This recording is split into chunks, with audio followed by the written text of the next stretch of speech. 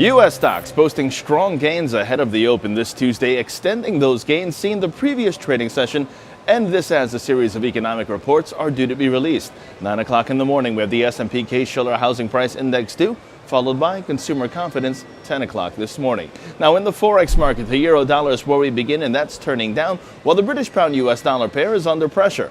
While the U.S. dollar-Japanese yen pair sees the bias remain bullish, and that's the focus pair this morning as it stands above its strong horizontal support at 105.25 and remains supported by its rising moving averages.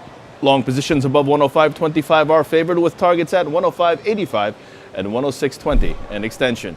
Moving on to the Bitcoin dollar intraday, the downside prevails as long as 80.66 is the resistance, and that is also the pivot point for Trading Central analysts. While over in precious metals, gold intraday sees the upside prevail, and that's in focus as gold remains supported by its rising 50-period moving average. Long positions above 1347 are favored with targets at 1361 and 1366 in extension. And lastly, silver intraday sees the bias remain bullish.